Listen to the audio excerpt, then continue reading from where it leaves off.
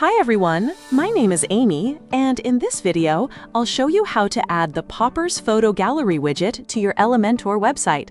A photo gallery widget is a great way to showcase images in a clean and visually appealing layout, making your website more engaging for visitors. So let's get started. First, go to your Popper dashboard. Then click on Websites.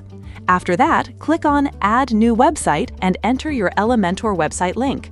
Once you've added the link, click on Add Website. Next, go to your WordPress dashboard. In the Plugins section, search for the Popper plugin, then install and activate it. After activation, click on Popper from the left sidebar. Then check your email and click on Save Account Email. Now go to your Popper dashboard. Once you're there, click on Widgets, and after that, click Create New Widget. Now search for Photo Gallery in the widget library and open it. After that, choose a layout according to your preference. Once the widget editor opens, you'll see the preview on the right side and the settings on the left side. In the Photos tab, click Upload to add images. For each image, you can add a title, description, and category. Next, go to the Templates tab. Here, you can choose different templates, and the available settings will change depending on the template you select. The Photo Info option controls the information shown when users hover over the image. It can also be displayed below the image. Then go to the Settings tab. In the Watermark section, you can add a watermark.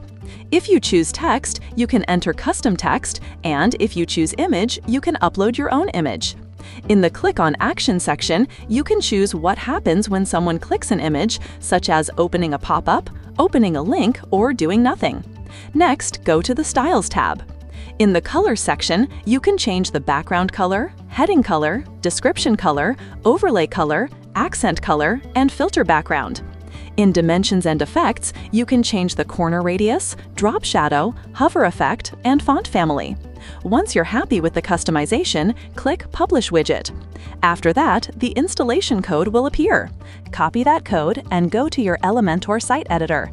Now add an HTML block, paste the code inside it, and publish your site. Once your website is live, refresh the page, and your widget will appear successfully. That's it for this video. I'll see you in the next one.